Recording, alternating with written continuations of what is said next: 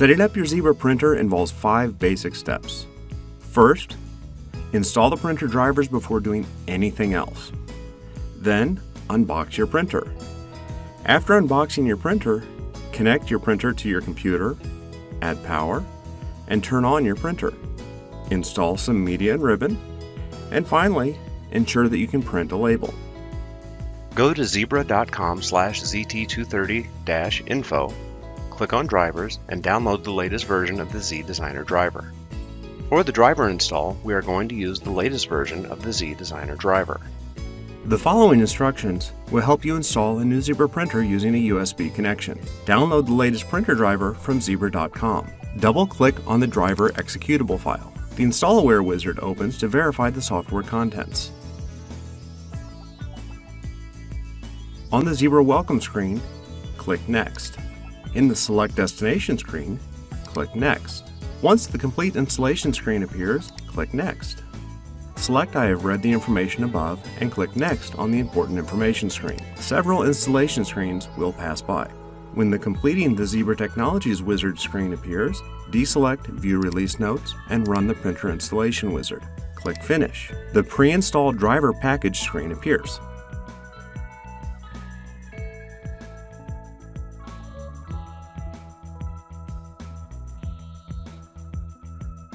Go to zebra.com/setup and download Zebra Setup Utilities. Follow the instructions on installing Zebra Setup Utilities. We will need Zebra Setup Utilities after connecting the printer.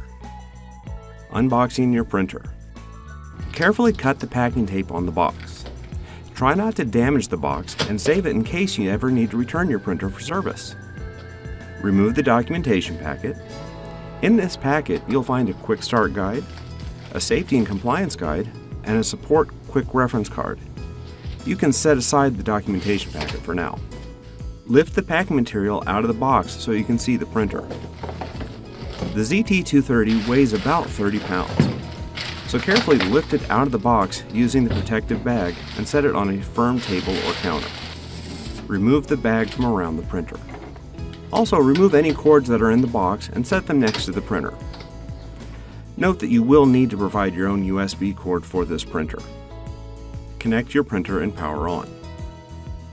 Now it's time to connect your printer to the computer and power it on. First, you'll need to remove the port blocker label from the USB port on the printer. The port blocker label is there to remind you to install the driver setup utility first. Plug the USB cord into the back of the printer and then plug the other end into your computer. Plug the power cord into the back of the printer and then plug it into an electrical outlet. Turn on the printer power. Since your printer doesn't have any labels in it, you'll see an error message on the control panel, and the printer will be in pause mode. Don't worry, we're going to take care of that next. Installing media and ribbon. Before we can confirm the printer is ready to print, we'll need to install some media and ribbon. If your printer will be operating in direct thermal mode, you can skip installing ribbon.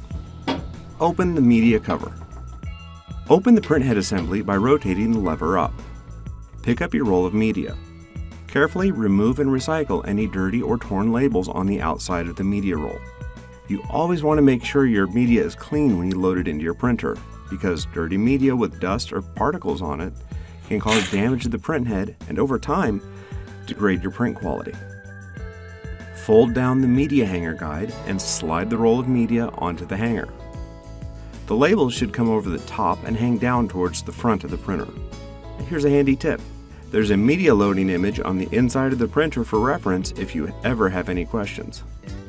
Fold the media hanger guide up and slide it until it almost touches the media. It's there to keep the media in place, but you don't want it so close that it restricts the media roll from turning or rubs against it. We'll leave the media like this for the moment while we install ribbon. Place the ribbon on the ribbon supply spindle.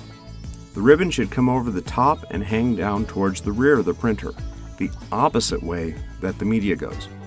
Again, just check the handy loading label to be sure. If your printer does not have an empty ribbon core already installed, put one on the take-up spindle. Feed the ribbon under the printhead assembly and up and over the top of the ribbon take-up core. Wrap the ribbon around the core several times to get it started, and then rotate the spindle to tighten and align the ribbon. Pull the media guide all the way out towards you. Load the media. You can slide it in from the side, but make sure it goes under the dancer and under the print head assembly and out the front. You should have at least 6 to 8 inches or 15 to 20 centimeters of media out in the front of the printer. Push the media guide in so it almost touches the edge of the media. Slide the media sensor so the sensor light, the red dot you see, is at the center of the media. Then you can close the print head assembly, and then press the pause button to enable printing on your printer. The ribbon and media error you might have seen when you first powered up the printer should be gone now, and several labels will feed out as the printer auto-calibrates. If you have any special setups, such as a cutter or peel setup, you can check out our videos for loading media in those configurations. If you have special media shapes or considerations, take a look at the manual calibration video for more information. Print a label. Now that you know your printer is ready to print, it's time to confirm it's communicating with your computer. On your computer, open Zebra Setup Utilities. In the top area, select your printer's icon. Then click the Open Printer Tools button. On the Print tab, select Print Configuration Label and then click Send. Congratulations! Your Zebra ZT230 printer is ready to print from your application. Thank you for watching, and be sure to check out our other videos on how to use your ZT230 printer.